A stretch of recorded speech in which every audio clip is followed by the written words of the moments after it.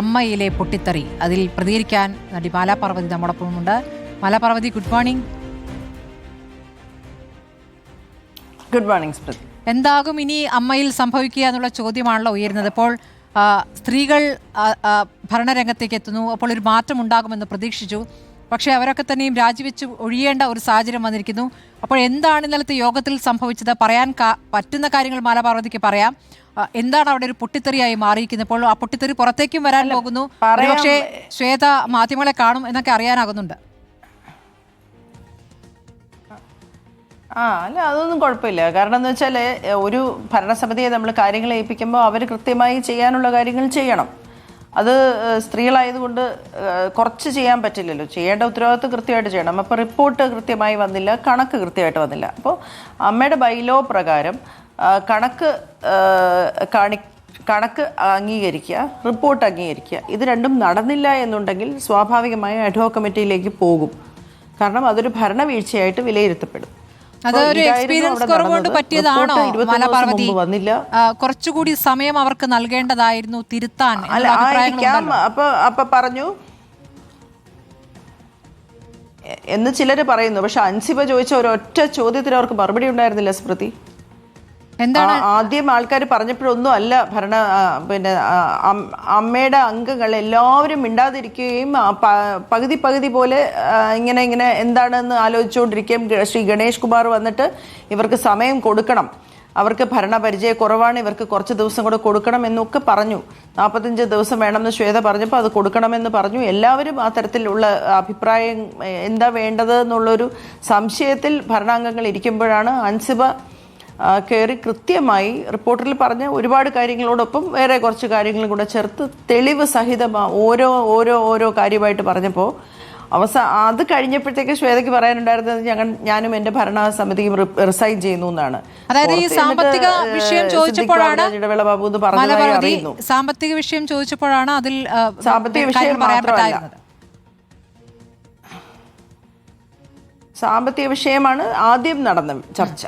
അൻസിബ ചോദിച്ചതിൽ വളരെ കോംപ്രിഹെൻസീവായ ഒരുപാട് കാര്യങ്ങൾ, സ്വജനപക്ഷപാതമടക്കം പണം ധൂർത്തടിച്ചത്, ഇപ്പൊ കണക്ക് കാണിക്കുക എന്നുള്ളത് മാത്രമല്ല, അതിനകത്ത് അനാവശ്യമായി ഈസി അംഗീകരിക്കാതെ നടത്തിയ കണക്കുകൾ, ചെലവുകൾ തുടങ്ങി അൻസിബ ഉയർത്തിക്കാട്ടിയ ഒരു ചോദ്യത്തിന് പോലും മറുപടി പറയാൻ പറ്റാതെയാണ് റിസൈൻ ചെയ്തത്. അപ്പം ഒരു സ്ത്രീപക്ഷം ഇല്ലാതായി എന്നല്ല പറയുക, ഒരു ശക്തമായ സ്ത്രീപക്ഷത്തെ അവിടെ കണ്ടു എന്നാണ് ഞാൻ പറയുക.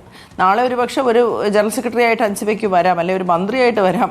അത്രയും ക്ലാരിറ്റിയോടെ, സ്പഷ്ടമായിട്ട്, സ്ഫുടമായിട്ട്, വ്യക്തതയോടെ, തെളിവ് സഹിതം 10-20 മിനിറ്റ് നടത്തിയ ആ കുട്ടിയുടെ സംസാരത്തിന് മുമ്പിൽ പിൻ ഡ്രോപ്പ് സൈലൻസോടെ അമ്മ സംഘടനയിലെ അംഗങ്ങൾ ഇരുന്ന് മിണ്ടാതെ ഇരുന്ന് കേട്ടു.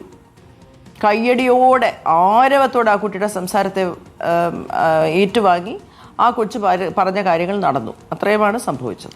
അല്ലാതെ പറയുന്ന കാര്യങ്ങൾ ഈ പറയുന്ന ഭൂരിപക്ഷം ശ്വേതാ മേനോൻ വിഭാഗത്തിനെതിരായിരുന്നു, അല്ലെങ്കിൽ നിലവിലെ ഭരണസമിതിക്കെതിരായിരുന്നു അല്ലേ? ശ്വേത അവസാനം അനൂപ് ചന്ദ്രനും കൊല്ലം തുളസിയും പിന്നെ വേറെ 2 പേരും കൂടെ ഉണ്ടായിരുന്നുള്ളൂ. ബാക്കി മുഴുവൻ പേരും അൻസിബ പറഞ്ഞതിൽ കൺവിൻസ്ഡ് ആയി എന്നാണ് ഞാൻ മനസ്സിലാക്കുന്നത്. ശ്രീമതി മല്ലിക സുകുമാരൻ, നമ്മൾ ഏറ്റവും ബഹുമാനിക്കുന്നതാണ് മല്ലിക ചേച്ചി. മല്ലിക ചേച്ചി അവസാനം എഴുന്നേറ്റ് കണക്ക് നിങ്ങൾ കാണിക്കേണ്ടതായിരുന്നു ശ്വേത, കണക്ക് കിട്ടിയില്ല എന്ന് തന്നെയാണ് പറഞ്ഞത്.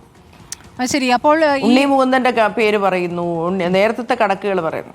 ഈ ഏകപക്ഷീയമായിട്ടാണോ തീരുമാനങ്ങൾ എടുത്തിരുന്നത്? ഇതിപ്പോ കുക്കു പരമേശ്വരന്റെ പേരുണ്ട്. അവർ കണക്ക് അവതരിപ്പിക്കുന്ന ഘട്ടത്തിലാണ് അവിടെ ഒരു ബഹളമുണ്ടായതെന്നാണ് ഞാൻ വാർത്തകളിൽ നിന്ന് മനസ്സിലാക്കിയത്. അപ്പോൾ ഇത് ഒരാൾക്ക് പറ്റിയ പിഴവ് എന്നാണോ, അതിൽ ചിലർ ചേർന്ന് നടത്തിയ പിഴവുകൾ എന്നാണോ, എങ്ങനെയാണ് അതിന് മനസ്സിലാക്കേണ്ടത്? അതായത് ഇവർ പറയാൻ ശ്രമിച്ചത്, ഇവരുടെ മുഴുവൻ കണക്കും ഇവർക്ക് കാണിക്കാൻ പറ്റാത്തത് ശ്രീ ബാബുരാജിന്റെ സമയത്തെ കണക്കുകളിൽ വന്നിട്ടുള്ള പിഴവ്, അത് ഇവർക്ക് കൃത്യമായി കടലാസുകൾ കൈമാറാത്തത്, ഇവർക്ക് ബുക്സ് കൈമാറാത്തത് ആണ് ഒരു പ്രശ്നമായിട്ട് അവിടെ ഉയർത്തിക്കാട്ടിയത്. അപ്പോൾ ഉണ്ടായ ഒരു ചോദ്യം, ബാബുരാജിനെ വിളിച്ചു വരുത്താൻ നോട്ടീസ് കൊടുത്തോ? ഇവർ കണക്ക് കൊടുത്തില്ല. അപ്പോൾ അപ്പു എന്ന് പറഞ്ഞൊരു പയ്യനുണ്ടായിരുന്നു. ആ പയ്യന് ശമ്പളം കൊടുക്കാത്തതുകൊണ്ട് ആ പയ്യൻ ചിലപ്പോൾ പേപ്പറുകൾ കൊടുത്തു കാണില്ല. അപ്പോൾ ബാബുരാജിനെ വിളിച്ചു വരുത്തി ഇത് കൃത്യമായി ചോദിച്ചോ, നോട്ടീസ് കൊടുത്തോ എന്ന് ചോദിച്ചപ്പോൾ ഇല്ല, അവർ ബാബുരാജിനോട് ചോദിച്ചിട്ടില്ല കണക്കുകൾ. മനസ്സിലായോ? അപ്പോൾ ബാബുരാജ് അത് എതിർത്തു. അയാൾ ഒന്നാമത് അദ്ദേഹത്തിന് കണക്ക് കാണിക്കേണ്ട കാര്യമില്ല, പുള്ളി അഡ്ഹോക് കമ്മിറ്റിയാണ്. സിദ്ദിഖ് സാർ ഫുൾ കണക്ക് കൊടുത്തിട്ടാണ് പോയത്, പിന്നെ തെരഞ്ഞെടുക്കുന്ന കമ്മിറ്റിയാണ് ഇത് മുഴുവൻ ശരിയാക്കേണ്ടത്. അപ്പോൾ ഇവർ ബാബുരാജിന്റെ പീരീഡിലുള്ള കണക്ക് ചോദിക്കാനായിട്ട് നിങ്ങൾ എന്ത് നടപടി എടുത്തു എന്ന് ചോദിച്ചപ്പോൾ അതിന് ഉത്തരവില്ല. അപ്പോൾ പറഞ്ഞു ഓഡിറ്റഡ് കണക്കാണ് ഞങ്ങൾ കാണിക്കുന്നതെന്ന്. അപ്പോൾ ഓഡിറ്റർ ശ്രീ രഞ്ജിത്ത് വന്നു. അപ്പോൾ അദ്ദേഹം പറഞ്ഞു ഓഡിറ്റഡ് റിപ്പോർട്ടാണെന്ന്.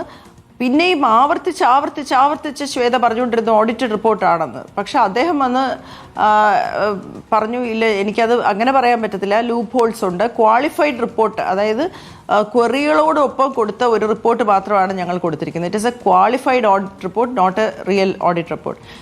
ട്രഷറർ കൈയൊഴിഞ്ഞു, ഞാൻ ഈ കണക്ക് ഒപ്പിടില്ല, എൻ്റെ കയ്യിലല്ല, എന്നെ 3 മാസം മുമ്പ് നിർബന്ധിത രാജിവെച്ച് പോകാൻ പറഞ്ഞതാണ്, എന്നെക്കുറിച്ച് അപവാദങ്ങൾ പറഞ്ഞിട്ട് എന്ന് പറഞ്ഞ് അയാൾ ഒപ്പിടും. അപ്പോൾ ട്രഷറർ അംഗീകരിക്കാത്ത, ഓഡിറ്റർ അംഗീകരിക്കാത്ത ഒരു കാര്യം അംഗീകരിക്കാൻ എല്ലാവരും ഇങ്ങനെ എന്താണ് ചെയ്യേണ്ടതെന്ന്. ഒരു വലിയ വിഭാഗം സ്ത്രീകൾ ശ്വേതയോടൊപ്പം ആദ്യം ഉണ്ടായിരുന്നു. ആരും ശ്വേത പറയുന്നത് കേൾക്കട്ടെ, എന്താണ് പറയാനുള്ളത് എന്ന് പറഞ്ഞു തന്നെയാണ്. ലക്ഷ്മിപ്രിയയ്ക്ക് എതിർപ്പുണ്ടായിരുന്നു, ശരിയാണ്.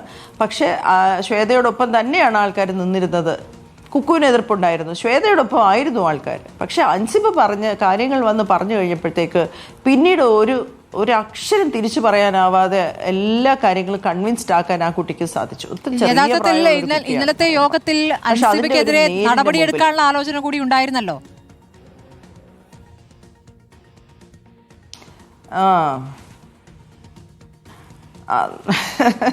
അതൊരു ആലോചനയായിട്ട് തന്നെ ഇരിക്കത്തേ ഉള്ളൂ. ആ കുട്ടി അത് ഇനി എവിടെ എത്താൻ പോകുന്നതാണ് ഞാൻ ആലോചിക്കുന്നത്. എന്തൊരു സത്യമുള്ള കൊച്ചെന്നേ, വന്ന് നിന്ന് അങ്ങോട്ട് ആർജവത്തോടെ അങ്ങോട്ട് ശരി പറയുമ്പോൾ നമുക്ക് കിട്ടുന്ന ഒരു ഊർജ്ജമുണ്ട്, നമുക്ക് കിട്ടുന്ന ഒരു ഗൂസ്ബംസ് ഉണ്ട്. അത് ഇന്നലെ അനുഭവിക്കാൻ സാധിച്ചു സ്മൃതി. പക്ഷെ അങ്ങനെയാണെങ്കിൽ എന്തുകൊണ്ടാണ് അഡ്ഹോക് കമ്മിറ്റിയിലേക്ക് അൻസിബയെ തെരഞ്ഞെടുക്കാതിരുന്നത് മാലാപാർവതി? ഇപ്പോൾ അഡ്ഹോക് കമ്മിറ്റിയിലെ അംഗങ്ങളുടെ പേരുകളൊക്കെ വരുമ്പോൾ ഇപ്പോഴുള്ള അവസ്ഥയ്ക്ക് ഒരു മാറ്റം വരുമെന്ന് പ്രതീക്ഷിക്കാവുന്ന പേരുകളാണോ? മാലാപാർവതിക്ക് നല്ല വിശ്വാസമുള്ള ആളുകളാണോ ഈ വന്നിരിക്കുന്നതൊക്കെ?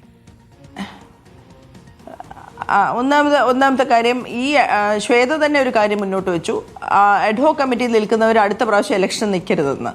അപ്പോൾ അൻസിബയെ നമ്മൾ അഡ്ഹോക് കമ്മിറ്റി നിർത്തിയാൽ അൻസിബയ്ക്ക് അടുത്തോടെ ഇലക്ഷൻ നിൽക്കാൻ പറ്റാതെ വരും, മനസ്സിലായോ? അപ്പോൾ ഇപ്രാവശ്യം ഈ കഴിഞ്ഞ കമ്മിറ്റിയിൽ പ്രവർത്തിച്ച ഏറ്റവും നല്ല പ്രവർത്തനമെന്ന് വിലയിരുത്തപ്പെട്ട ആശാ അരവിന്ദനെയും റോണിയെയും ഉൾപ്പെടുത്തിക്കൊണ്ടുള്ള ഒരു അഡ്ഹോക് കമ്മിറ്റിയാണ്. രമേശ് പിഷാരടിയുടെ നേതൃത്വത്തിലാണ്. ഗണേഷ് കുമാറുണ്ട് ആ കമ്മിറ്റി. ഒരു പരാതിയും പറയാൻ പറ്റില്ല. ഗണേഷ് കുമാറുണ്ട്. ഗണേഷ് കുമാർ ഏറ്റവും കൂടുതൽ ശ്വേതയ്ക്ക് വേണ്ടി സംസാരിച്ച ആളാണല്ലോ, ഏറ്റവും കൂടുതൽ സംസാരിച്ച, ഒരുപാട് നേരം സംസാരിച്ചു അദ്ദേഹം. ഇത് നിങ്ങൾ ഇങ്ങനെ ചെയ്യരുത്, സ്ത്രീകളുടെ കമ്മിറ്റിയാണ്, അവർക്ക് ഭരണപിഴവുണ്ടാവും. അത് ഓൾമോസ്റ്റ് ആൾക്കാർ അത് സീരിയസ് ആയിട്ട് എടുക്കാൻ തുടങ്ങിയപ്പോഴാണ് അൻസിബ വളരെ ശക്തമായും കാണും. ഒരാൾക്ക് ഒന്നും പറയാൻ പറ്റാത്ത രീതിയിൽ ആ കുട്ടി സംസാരിച്ചു. പക്ഷേ ശ്രീ മാലാപാർവതി, ഒരു വിഷയം എന്താണെന്ന് വെച്ചാൽ ഇപ്പോൾ അമ്മയ്ക്കകത്തെ പ്രശ്നങ്ങൾ പുറത്തേക്ക് എത്തുമ്പോൾ സ്ത്രീകൾ തമ്മിലുള്ള ഒരു പോര് എന്ന രൂപത്തിലൊക്കെയാണ് കാര്യങ്ങൾ പുറത്തു വന്നിട്ടുള്ളത്. നമുക്കറിയാവുന്ന പോലെ ഫോണിൽ സംസാരിച്ച വിവരം, പിന്നെ പോലീസ് കേസാകുന്നു, ടിനി ടോമുമായി ബന്ധപ്പെട്ട ഗുരുതരമായ വിഷയം അവിടെ നിൽക്കുന്നു. അതല്ലാത്ത കാര്യങ്ങൾ സ്ത്രീകൾ തമ്മിലുള്ള പോരെന്ന രൂപത്തിലേക്കാണ് പുറത്തേക്ക് വരുന്നത്. അപ്പോൾ ഈ അമ്മ എന്ന സംഘടനയ്ക്ക് തന്നെ ചീത്തപ്പേരാകുന്ന, അല്ലെങ്കിൽ ഇങ്ങനെയാണോ ഒരു സംഘടന പ്രവർത്തിക്കേണ്ടത് എന്ന് ആളുകൾ മുക്കത്ത് വിരൽ വയ്ക്കുന്ന രീതിയിലേക്ക് കാര്യങ്ങൾ പോയില്ലേ? അത് എന്ത് പറ്റിയെന്ന് പറഞ്ഞാൽ അതാണ് പിന്നെ നമ്മുടെ ഇപ്പോഴത്തെ ഭരണസമിതിയെക്കുറിച്ചുള്ള എനിക്കുള്ള വ്യക്തിപരമായ ഒരു സങ്കടവും ഒരു ആക്ഷേപവും. കാരണം 17 പേരെ ഒരുമിച്ച് നിർത്താൻ പറ്റിയില്ലെന്ന് മാത്രമല്ല, ഓരോരുത്തരുടെ ഭാഗം ജയിക്കാനായിട്ട് 2 പേര് തമ്മിൽ തർക്കമുണ്ടാകുമ്പോൾ ഒരാളെ ചേർത്ത് നിർത്തി അവർക്ക് ഇങ്ങനെ തീ ഇങ്ങനെ കൂട്ടിക്കൊടുക്കുക, ആളിൽ കത്തിക്കുക. അപ്പോൾ എടുത്തെറിയാൻ പറ്റുന്ന ബോംബുകളുണ്ടെങ്കിൽ അവരെ കൊണ്ട് മാക്സിമം ചീത്ത വിളിപ്പിക്കുക, മനസ്സിലായോ? അങ്ങോട്ടും ഇങ്ങോട്ടും യൂസ് ചെയ്യുക. ഇപ്പം ടിനി ടോമിനെയും ലക്ഷ്മിപ്രിയയും ഒരു വശത്ത് യൂസ് ചെയ്യുമ്പോൾ ഇപ്പുറത്ത് ഉണ്ണി ശിവപാലിനെ യൂസ് ചെയ്യുന്നു. അങ്ങനത്തെ കാര്യങ്ങളൊക്കെ അവിടെ നടന്നിട്ടുണ്ട്. അതൊക്കെ വളരെ ബാലിശമാണ്, അൺപ്രൊഫഷണലാണ്, പണി അറിഞ്ഞുകൂടാത്തവർ ചെയ്യുന്ന പരിപാടിയാണ്. കൃത്യമായി എല്ലാവരും കൂടെ ഒരുമിച്ചിരുന്ന് ജോലി ചെയ്യേണ്ടെന്ന് ആരും പറഞ്ഞില്ലല്ലോ. ഇത് പിന്നെ സ്മൃതിക്ക് അറിയാവുന്നതുപോലെ എന്നെക്കുറിച്ച് വലിയ ആക്ഷേപം വന്നു. ഞാൻ മീഡിയയിലൂടെ ഫൈറ്റ് ചെയ്താണ് ഇത് മുഴുവൻ കുളമാക്കിയത്. ഞാൻ എന്നാണ് മീഡിയയുടെ മുമ്പിൽ എത്തുന്നത് എന്ന് നിങ്ങൾക്ക് എല്ലാവർക്കും അറിയാം. അൻസിബയുടെ വിഷയത്തിന് ശേഷം റിപ്പോർട്ടർ വന്നപ്പോൾ മാത്രമാണ് ഞാൻ സംസാരിച്ചത്. അപ്പോൾ എനിക്ക് എന്താ കൊമ്പുണ്ടോ? മാലാപാർവതി മീഡിയയുടെ മുമ്പിൽ നിന്ന് സംസാരിക്കുന്നു, മാലാപാർവതിക്ക് എന്താ അധികാരം എന്നൊക്കെ ചോദിച്ചിട്ട് ചേച്ചി എന്താ ഇവിടെ സംസാരിക്കാൻ വന്ന, മീഡിയയുടെ മുമ്പിലല്ലേ സംസാരിക്കുള്ളൂ എന്നാണ് ശ്വേത ചോദിച്ചത്. അപ്പോൾ പിന്നെ അതെനിക്ക് വലിയ തമാശയായിട്ട് തോന്നുന്നു. ആ ശ്വേതയാണ് നാളെ മാധ്യമങ്ങളെ വിശ്വസിച്ചിട്ട് പിന്നെ മാധ്യമങ്ങളെ കാണാൻ വരുന്നത്. അപ്പോൾ അവർക്ക് മാധ്യമങ്ങളെ വിശ്വാസം ഉണ്ടോ?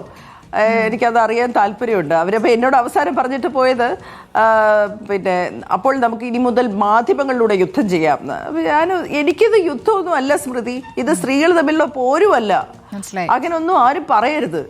ഇത് അൻസിബയുടെ ചോദ്യങ്ങൾക്ക് അവർക്ക് കൃത്യമായി ഉത്തരം പറഞ്ഞിട്ട് എഴുതി വളരെ മാന്യമായി അവിടെ നിൽക്കാമായിരുന്നല്ലോ. എന്തുകൊണ്ടാണ് വെളിയിലിറക്കുമ്പോൾ ശ്രദ്ധിക്കുന്ന ബാബുരാജ് എന്നും ഇടവേള ബാബു എന്നും പറയേണ്ടി വരുന്നത്? എന്തുകൊണ്ട് അൻസിബ എന്നൊരു പേര് പറയാൻ അവർ കുട്ടിക്ക് ധൈര്യം കിട്ടുന്നില്ല? ആ കുട്ടിയോ നോക്കൂ, ഇത് ആണും പെണ്ണുമല്ല, അതിനു മുമ്പ് ഒരു വാക്ക് പറയണം, സത്യം, നേര്, നീതി എന്ന്. ശരി, അപ്പോ അവരാണെങ്കിൽ ഇപ്പോൾ ഇനി അമ്മ സംഘടനയിലേക്കേ ഇല്ല, പറഞ്ഞിട്ടുള്ള കാര്യമാണ്. പ്രാഥമിക അംഗത്വം പോലും രാജിവെച്ചിരിക്കുന്നു. അതൊരു ശരിയായ രീതിയായിട്ട് തോന്നുന്നുണ്ടോ അങ്ങനെ ഒരു പോക്ക്? കാരണം അല്ല, അതിനകത്തുള്ള ഒരു കാര്യം എന്ന് പറഞ്ഞാൽ സ്മൃതി എനിക്ക് പറയാൻ പാടുണ്ടോ എന്നറിയില്ല. ഒന്നാമത്തെ കാര്യം, വളരെ ബാലിശമായിട്ടാണ് ആ കുട്ടിയുടെ പ്രസിഡൻഷ്യൽ അഡ്രസ്സ് തുടങ്ങിയത്. ശ്വേത വന്ന് പറഞ്ഞത് നമുക്ക് അടുത്തത് 1500 രൂപ എല്ലാവർക്കും പെൻഷൻ കൂട്ടും, അടുത്ത പിന്നെ ജനറൽ ബോഡി തായ്ലൻഡിലായിരിക്കും, 4 ദിവസം എല്ലാവരെയും അവിടെ കൊണ്ടുപോകും, അതിന് പുറമെ ഒരു വലിയ സംഖ്യ അമ്മയ്ക്ക് കിട്ടുകയും ചെയ്യും, പിന്നെ എല്ലാവർക്കും ജോലി തരും. ഇത് പിന്നെ ആൾക്കാർക്ക് അങ്ങ് ഒത്തില്ല. അപ്പോൾ ഇങ്ങനെയൊക്കെ തരത്തിലുള്ള ബാലിശമായിട്ടുള്ള ചില കാര്യങ്ങൾ മുന്നോട്ട് വെക്കുകയും ഒക്കെ ചെയ്യുമ്പോൾ പിന്നെ ഇത്രയും എതിർപ്പ് വന്നു കഴിയുമ്പോൾ അതിൻ്റെ ഒരു ഗൗരവം പോയി. അപ്പോൾ അതുകൊണ്ടായിരിക്കും ആ കുട്ടി താൽക്കാലികമായിട്ട്, പിന്നീട് ശരിയാവുമായിരിക്കും. ഒന്നത് ലാൽ സാർ എടുത്ത ഒരു നിലപാടുണ്ട്. ലാൽ സാറിനെ ഇപ്പോൾ ഗണേഷ് ചേട്ടൻ പറഞ്ഞു, ലാൽ സാർ എടുക്കുന്ന തീരുമാനമാണ് അന്തിമം, എന്തായാലും ഇവർക്ക് 45 ദിവസം ഇവർ ചോദിക്കുന്ന സമയം അവർക്ക് കൊടുക്കണം അവർക്ക് എന്ന് പറഞ്ഞ് കർശനമായിട്ട് കട്ടായത്തോടെ പറഞ്ഞു. അപ്പോൾ ലാൽ സാർ പറഞ്ഞു, നമ്മളൊക്കെ എന്തിനാണ് ഇങ്ങനെ, എല്ലാവർക്കും ഒരു നല്ല സന്തോഷമുള്ള ഒരു ദിവസം ആശംസിക്കുന്നു, നമ്മളൊരു തണൽ പോലെ വന്നു പോകുന്നത്, ചെറിയ സമയത്തേക്കാണ് വരുന്നത്, എന്തിനാണ് ഇങ്ങനെ എല്ലാവരും തമ്മിൽ വഴക്കുണ്ടാക്കുന്നതെന്നൊക്കെ ചോദിച്ചിട്ട് അദ്ദേഹം പറഞ്ഞു, ഞാൻ എന്താണോ അമ്മയുടെ ജനറൽ ബോഡിയുടെ തീരുമാനത്തിനോടൊപ്പം നിൽക്കും എന്ന് പറഞ്ഞു. ഇത് വലിയ ഷോക്കായി കാണും, മനസ്സിലായില്ലേ? കാരണം മല്ലിക ചേച്ചി എഡിറ്റും കണക്ക് കാണണം എന്ന് പറഞ്ഞു. അപ്പോൾ അവരോടൊപ്പം വളരെ സ്ട്രോങ് ആയി നിന്നവർ പോലും അങ്ങനെ പറഞ്ഞപ്പോൾ, പക്ഷെ മല്ലിക ചേച്ചി ഇറങ്ങി വന്നപ്പോൾ പറഞ്ഞു കുക്കു ഉണ്ണി ശിവപാലും പോയാൽ മതിയായിരുന്നു. പക്ഷെ ഉണ്ണി ശിവപാലിൻ്റെ തലയിൽ അവർക്ക് വെക്കാൻ പറ്റിയില്ല. കാരണം ഉണ്ണി ശിവപാലിന് നിർബന്ധ ലീവിന് പറഞ്ഞു വിട്ടതാണ്. രാത്രി 12 മണിക്ക് ഒരു മെസ്സേജ് അയച്ചു എന്ന് പറയുമ്പോൾ ആൾക്കാരെ പീഡനമെന്ന് തെറ്റിദ്ധരിപ്പിച്ചിട്ട് ഇത് ചെക്ക് എടുത്ത് വെക്കണമെന്ന് അങ്ങനെ എന്തോ പറഞ്ഞ ഒരു മെസ്സേജ് ആയിരുന്നു എന്ന്. അപ്പോൾ അതിൻ്റെ വീട്ടിൽ ഇത് അറിഞ്ഞപ്പോൾ അവരുടെ കുട്ടിയുടെ വീട്ടിൽ എന്തോ ഭയങ്കര അത്യാപത്തൊക്കെ സംഭവിച്ചു. എൻ്റെ വീട്ടിൽ ഭയങ്കരമായിട്ട് വീട്ടിൽ ഭയങ്കര പ്രോബ്ലംസ് ഒക്കെ ഉണ്ടായി. അപ്പോൾ നമ്മളൊക്കെ 12 മണിക്ക് ചെക്ക് എടുത്ത് വെക്കുന്നു എന്നുള്ള മെസ്സേജ് വരുന്നത് നമ്മളൊക്കെ എങ്ങനെയാണ് ഈ ഫീൽഡിലൊക്കെ സർവൈവ് ചെയ്യുന്നത്? നമ്മൾ സമയം നോക്കി ജോലി ചെയ്യുന്നവരാണോ? ഒരു സ്ഥാപനത്തിൽ ജോലി ചെയ്യുന്നതിന്റെ ശമ്പളത്തിന്റെ ആനുപാതികമായ ജോലിയൊന്നും ഇല്ല, ജോലി ചെയ്യുമ്പോൾ ജോലി ചെയ്യും. ശരിയാണ്. അപ്പോൾ അതൊക്കെയാണ് പുറത്തേക്ക് വന്ന വാർത്തകൾ എന്നുള്ളതാണ്. ഏതായാലും അഡ്ഹോക് കമ്മിറ്റിക്ക് ഗൗരവത്തിൽ ഈ സംഘടനയെ കൊണ്ടുപോകാൻ കഴിയുമെന്ന് പ്രതീക്ഷിക്കാം. വളരെ നന്ദി മാലാപാർവതി. അടുത്ത തെരഞ്ഞെടുപ്പിൽ മാലാപാർവതി ആഗ്രഹിക്കുന്ന പോലെ അൻസിബ ഒരു നേതൃത്വത്തിലേക്ക് വരുന്ന രൂപത്തിലേക്ക് കാര്യങ്ങൾ മാറട്ടെ. അങ്ങനെയാണെങ്കിൽ വളരെ പോസിറ്റീവായി തന്നെ നടക്കട്ടെ. വളരെ നന്ദി പ്രതികരിച്ചു. മാറും 3 മാസത്തേക്കേ ഉള്ളൂ ഇത് അഡ്ഹോക് കമ്മിറ്റി. ഓക്കെ.